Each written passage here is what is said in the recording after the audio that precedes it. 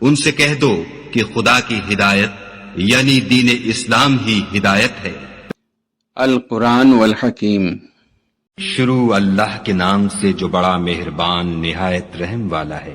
جو چیز آسمانوں میں ہے اور جو زمین میں ہے سب خدا کی تنزیح کرتی ہے اور وہ غالب حکمت والا ہے۔ مومنو تم ایسی باتیں کیوں کہا کرتے ہو جو کیا نہیں کرتے؟ خدا اس بات سے سخت بیزار ہے کہ ایسی بات کہو جو کرو نہیں۔ جو لوگ خدا کی راہ میں ایسے طور پر پرے جما کر لڑتے ہیں کہ گویا سیسا پلائی ہوئی دیوار ہیں، وہ بے شک محبوب کردگار ہیں۔ اور وہ وقت یاد کرنے کے لائق ہے جب موسیٰ نے اپنی قوم سے کہا کہ بھائیو تم مجھے کیوں ایذا دیتے ہو حالانکہ تم جانتے ہو کہ میں تمہارے پاس خدا کا بھیجا ہوا آیا ہوں۔ تو جب ان لوگوں نے کجروی کی خدا نے بھی ان کے دل ٹیڑھے کر دیے، اور خدا نافرمانوں کو ہدایت نہیں دیتا۔ اور وہ وقت بھی یاد کرو جب مریم کے بیٹے عیسیٰ نے کہا کہ اے بنی اسرائیل میں تمہارے پاس خدا کا بھیجا ہوا آیا ہوں، اور جو کتاب مجھ سے پہلے آ چکی ہے یعنی تورات اس کی تصدیق کرتا ہوں، اور ایک پیغمبر جو میرے بعد آئیں گے جن کا نام احمد ہوگا ان کی بشارت سناتا ہوں۔ پھر جب وہ ان لوگوں کے پاس کھلی نشانیاں لے کر آئے تو کہنے لگے کہ یہ تو صریح جادو ہے، اور اس سے ظالم کون کہ بلایا تو جائے اسلام کی طرف، اور وہ خدا پر جھوٹ بہتان باندھے، اور خدا ظالم لوگوں کو ہدایت نہیں دیا کرتا۔ یہ چاہتے ہیں کہ خدا کے چراغ کی روشنی کو منہ سے پھونک مار کر بجھا دیں، حالانکہ خدا اپنی روشنی کو پورا کر کے رہے گا، خواہ کافر ناخوش ہی ہوں۔ وہی تو ہے جس نے اپنے پیغمبر کو ہدایت اور دین حق دے کر بھیجا تاکہ اسے اور سب دینوں پر غالب کرے، خواہ مشرکوں کو برا ہی لگے۔ مومنوں میں تم کو ایسی تجارت بتاؤں جو تمہیں عذاب علیم سے مخلصی دے، وہ یہ کہ خدا پر اور اس کے رسول پر ایمان لاؤ، اور خدا کی راہ میں اپنے مال اور جان سے جہاد کرو، اگر سمجھو تو یہ تمہارے حق میں بہتر ہے۔ وہ تمہارے گناہ بخش دے گا اور تم کو باغ ہائے جنت میں جن میں نہریں بہ رہی ہیں اور پاکیزہ مکانات میں جو بہشت ہائے جاویدانی میں تیار ہیں داخل کرے گا۔ یہ بڑی کامیابی ہے۔ اور ایک اور چیز جس کو تم بہت چاہتے ہو یعنی تمہیں خدا کی طرف سے مدد نصیب ہوگی اور فتح ان قریب ہوگی، اور مومنوں کو اس کی خوشخبری سنا دو۔ مومنوں خدا کے مددگار ہو جاؤ، جیسے عیسیٰ ابن مریم نے حواریوں سے کہا کہ بھلا کون ہیں جو خدا کی طرف بلانے میں میرے مددگار ہوں؟ حواریوں نے کہا کہ ہم خدا کے مددگار ہیں۔ تو بنی اسرائیل میں سے ایک گروہ تو ایمان لے آیا اور ایک گروہ کافر رہا۔ آخر الامر ہم نے ایمان لانے والوں کو ان کے دشمنوں کے مقابلے میں مدد دی اور وہ غالب ہو گئے۔ شروع اللہ کے نام سے جو بڑا مہربان نہایت رحم والا ہے۔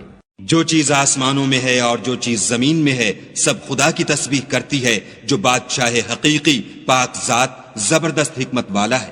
وہی تو ہے جس نے ان پڑھوں میں انہی میں سے محمد صلی اللہ علیہ وآلہ وسلم کو پیغمبر بنا کر بھیجا، جو ان کے سامنے اس کی آیتیں پڑھتے اور ان کو پاک کرتے اور خدا کی کتاب اور دانائی سکھاتے ہیں۔ اور اس سے پہلے تو یہ لوگ صریح گمراہی میں تھے، اور ان میں سے اور لوگوں کی طرف بھی ان کو بھیجا ہے جو ابھی ان مسلمانوں سے نہیں ملے، اور وہ غالب حکمت والا ہے۔ یہ خدا کا فضل ہے، جسے چاہتا ہے عطا کرتا ہے، اور خدا بڑے فضل کا مالک ہے۔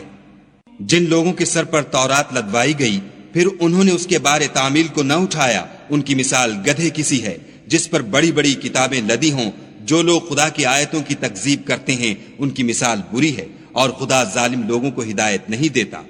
کہہ دو کہ اے یہود، اگر تم کو یہ دعویٰ ہو کہ تم ہی خدا کے دوست ہو اور لوگ نہیں، تو اگر تم سچے ہو تو ذرا موت کی آرزو تو کرو، اور یہ ان اعمال کے سبب جو کر چکے ہیں ہرگز اس کی آرزو نہیں کریں گے، اور خدا ظالموں سے خوب واقف ہے۔ کہہ دو کہ موت جس سے تم گریز کرتے ہو وہ تو تمہارے سامنے آ کر رہے گی، پھر تم پوشیدہ اور ظاہر کے جاننے والے خدا کی طرف لوٹائے جاؤ گے، پھر جو کچھ تم کرتے رہے ہو وہ تمہیں سب بتائے گا۔ مومنوں جب جمعے کے دن نماز کے لیے اذان دی جائے تو خدا کی یاد یعنی نماز کے لیے جلدی کرو، اور خرید و فروخت ترک کر دو، اگر سمجھو تو یہ تمہارے حق میں بہتر ہے۔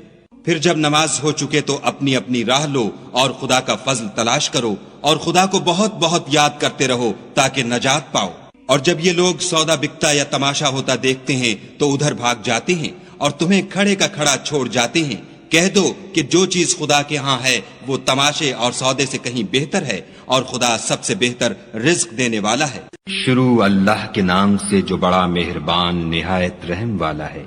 اے محمد صلی اللہ علیہ وآلہ وسلم، جب منافق لوگ تمہارے پاس آتے ہیں تو ازراہ نفاق کہتے ہیں کہ ہم اقرار کرتے ہیں کہ آپ بے شک خدا کے پیغمبر ہیں، اور خدا جانتا ہے کہ در حقیقت تم اس کے پیغمبر ہو، لیکن خدا ظاہر کیے دیتا ہے کہ منافق دل سے اعتقاد نہ رکھنے کے لحاظ سے جھوٹے ہیں۔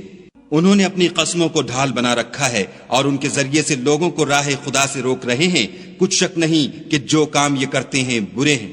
یہ اس لیے کہ یہ پہلے تو ایمان لائے پھر کافر ہو گئے تو ان کے دلوں پر مہر لگا دی گئی، سو اب یہ سمجھتے ہی نہیں۔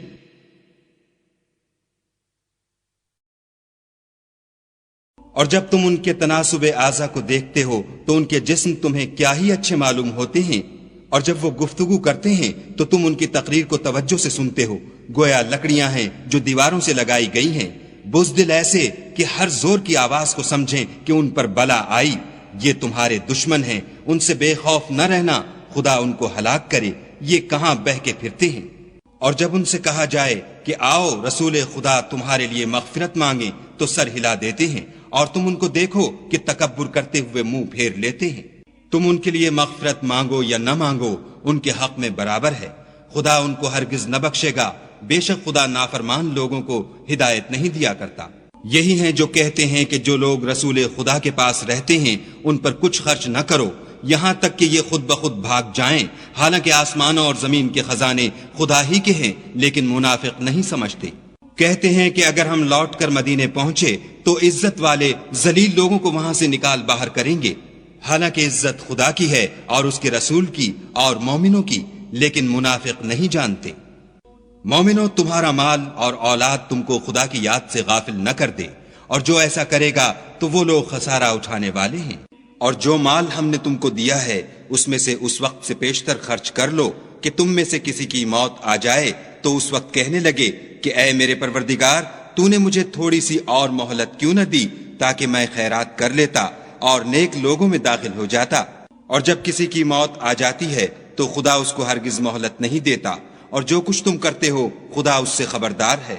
شروع اللہ کے نام سے جو بڑا مہربان نہایت رحم والا ہے۔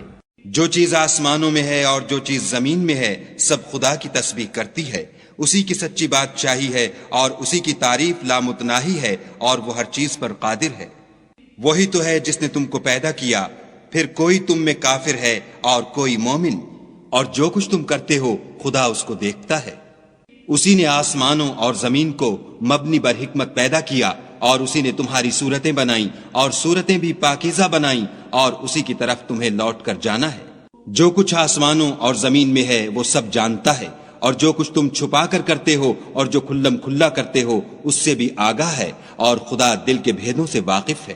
کیا تم کو ان لوگوں کے حال کی خبر نہیں پہنچی جو پہلے کافر ہوئے تھے تو انہوں نے اپنے کاموں کی سزا کا مزہ چکھ لیا، اور ابھی دکھ دینے والا عذاب اور ہونا ہے۔ یہ اس لیے کہ ان کے پاس پیغمبر کھلی نشانیاں لے کر آتے تو یہ کہتے کہ کیا آدمی ہمارے ہادی بنتے ہیں، تو انہوں نے ان کو نہ مانا اور منہ پھیر لیا، اور خدا نے بھی بے پرواہی کی، اور خدا بے پرواہ اور سزاوار حمد و ثنا ہے۔ جو لوگ کافر ہیں ان کا اعتقاد ہے کہ وہ دوبارہ ہرگز نہیں اٹھائے جائیں گے۔ کہہ دو کہ ہاں ہاں میرے پروردگار کی قسم تم ضرور اٹھائے جاؤ گے، پھر جو جو کام تم کرتے رہے ہو وہ تمہیں بتائے جائیں گے، اور یہ بات خدا کو آسان ہے۔ تو خدا پر اور اس کے رسول پر اور نور قرآن پر جو ہم نے نازل فرمایا ہے ایمان لاؤ، اور خدا تمہارے سب اعمال سے خبردار ہے۔ جس دن وہ تم کو اکٹھا ہونے یعنی قیامت کے دن اکٹھا کرے گا وہ نقصان اٹھانے کا دن ہے، اور جو شخص خدا پر ایمان لائے اور نیک عمل کرے وہ اس سے اس کی برائیاں دور کر دے گا، اور باغ بہشت میں جن کے نیچے نہریں بہ رہی ہیں داخل کرے گا، ہمیشہ ان میں رہیں گے، یہ بڑی کامیابی ہے۔ اور جنہوں نے کفر کیا اور ہماری آیتوں کو جھٹلایا وہی اہل دوزخ ہیں، ہمیشہ اس میں رہیں گے اور وہ بری جگہ۔ بسم اللہ الرحمن الرحیم سبح للہ ما فی السماوات وما فی الارض وهو العزیز الحکیم یا ایہا الذین آمنوا لم تقولون ما لا تفعلون كبر مقتا عند الله أن تقولوا ما لا تفعلون إن الله يحب يحب الذين يقاتلون في سبيله صفا كأنهم بنيان مرصوص. وإذ قال موسى لقومه يا قوم لم تؤذونني وقد تعلمون أني رسول الله إليكم فلما زاغوا أزاغ الله قلوبهم والله لا يهدي القوم الفاسقين. وإذ قال عيسى ابن مريم يا بني إسرائيل إني رسول الله إليكم مصدقا لما بين يدي من التوراة ومبشرا برسول يأتي من بعد اسمه أحمد. فلما جاءهم بالبينات قالوا هذا سحر مبين. ومن أظلم ممن افترى على الله الكذب وهو يدعى إلى الإسلام والله لا يهدي القوم الظالمين. يريدون ليطفئوا نور الله بأفواههم والله متم نوره ولو كره الكافرون. هو الذي أرسل رسوله بالهدى ودين الحق ليظهره على الدين كله ولو كره المشركون. يا أيها الذين آمنوا هل أدلكم على تجارة تنجيكم من عذاب أليم تؤمنون بالله ورسوله وتجاهدون في سبيل الله بأموالكم وأنفسكم ذلكم خير لكم إن كنتم تعلمون. يغفر لكم ذنوبكم ويدخلكم جنات تجري من تحتها الأنهار ومساكن طيبة في جنات عدن ذلك الفوز العظيم. وأخرى تحبونها نصر من الله وفتح قريب وبشر المؤمنين. يا أيها الذين آمنوا كونوا أنصار الله كما قال عيسى ابن مريم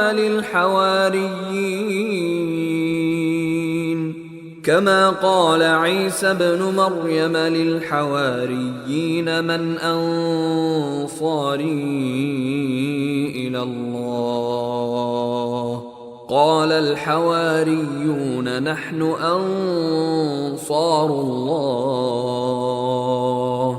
فآمنت طائفة من بني إسرائيل وكفرت طائفة فأيدنا الذين آمنوا على عدوهم فأصبحوا ظاهرين. بسم الله الرحمن الرحيم.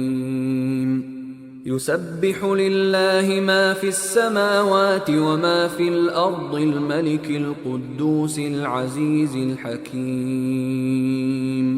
هو الذي بعث في الأميين رسولا منهم يتلو عليهم آياته ويزكيهم ويعلمهم الكتاب والحكمة وإن كانوا من قبل لفي ضلال مبين.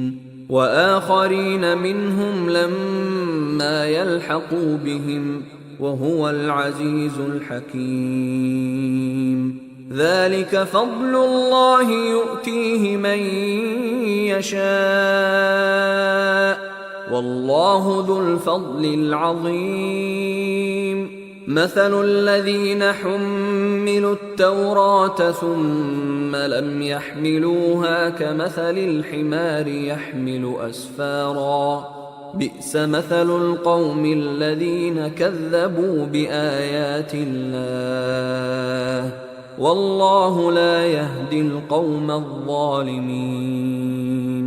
قل يا أيها الذين هادوا إن زعمتم أنكم أولياء لله من دون الناس فتمنوا الموت إن كنتم صادقين ولا يتمنونه أبدا بما قدمت أيديهم والله عليم بالظالمين. قل إن الموت الذي تفرون منه فإنه ملاقيكم ثم تردون إلى عالم الغيب والشهادة فينبئكم بما كنتم تعملون. يا أيها الذين آمنوا إذا نودي للصلاة من يوم الجمعة فاسعوا إلى ذكر الله وذروا البيع ذلكم خير لكم إن كنتم تعلمون. فإذا قضيت الصلاة فانتشروا في الأرض وابتغوا من فضل الله واذكروا الله كثيرا لعلكم تفلحون. وإذا رأوا تجارة أو لهوا انفضوا إليها وتركوك قائما قل ما عند الله خير من اللهو ومن التجارة والله خير الرازقين. بسم الله الرحمن الرحيم. إذا جاءك المنافقون قالوا نشهد إنك لرسول الله والله يعلم إنك لرسوله والله يشهد إن المنافقين لكاذبون. اتخذوا أيمانهم جنة فصدوا عن سبيل الله إنهم ساء ما كانوا يعملون. ذلك بأنهم آمنوا ثم كفروا فطبع على قلوبهم فهم لا يفقهون.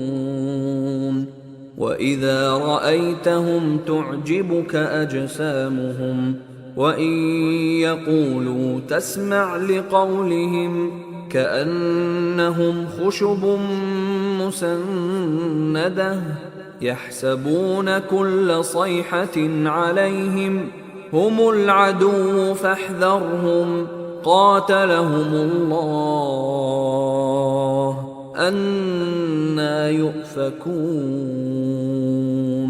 وإذا قيل لهم تعالوا يستغفر لكم رسول الله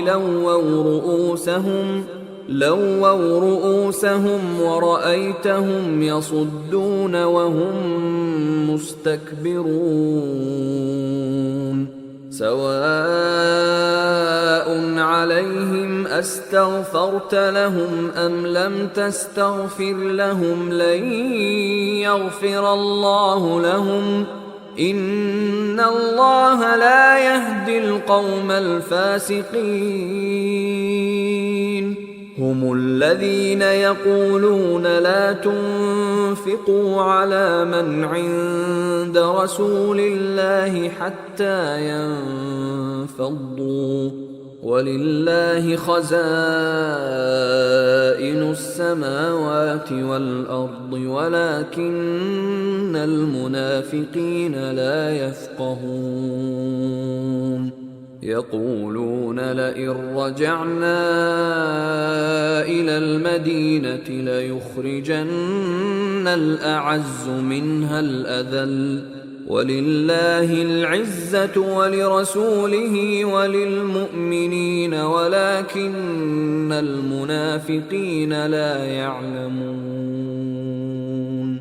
يا أيها الذين آمنوا لا تلهكم أموالكم ولا أولادكم عن ذكر الله ومن يفعل ذلك فأولئك هم الخاسرون وأنفقوا مما رزقناكم من قبل أن يأتي أحدكم الموت فيقول رب لولا أخرتني إلى أجل قريب فأصدق وأكن من الصالحين ولن يؤخر الله نفسا إذا جاء أجلها والله خبير بما تعملون بسم الله الرحمن الرحيم يسبح لله ما في السماوات وما في الأرض له الملك وله الحمد وهو على كل شيء قدير هو الذي خلقكم فمنكم كافر ومنكم مؤمن والله بما تعملون بصير خلق السماوات والأرض بالحق وصوركم فأحسن صوركم وإليه المصير يعلم ما في السماوات والأرض ويعلم ما تسرون وما تعلنون والله عليم بذات الصدور ألم يأتكم نبأ الذين كفروا من قبل فذاقوا وبال أمرهم ولهم عذاب أليم ذلك بأنه كانت تأتيهم رسلهم بالبينات فقالوا أبشر يهدوننا فكفروا وتولوا واستغنى الله والله غني حميد زعم الذين كفروا أن لن يبعثوا قل بلى وربي لتبعثن ثم لتنبؤن بما عملتم وذلك على الله يسير فآمنوا بالله ورسوله والنور الذي أنزلنا والله بما تعملون خبير يوم يجمعكم ليوم الجمع ذلك يوم التغابن ومن يؤمن بالله ويعمل صالحا يكفر عنه سيئاته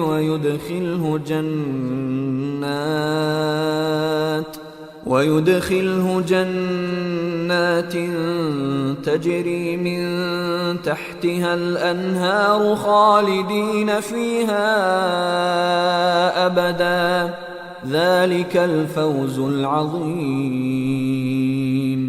والذين كفروا وكذبوا بآياتنا أولئك أصحاب النار خالدين فيها وبئس المصير. صدق الله العظيم. وما خلقت الجن والإنس إلا ليعبدون। और मैंने जिन्न और इंसानों को इसलिए पैदा किया है कि मेरी इबादत करें।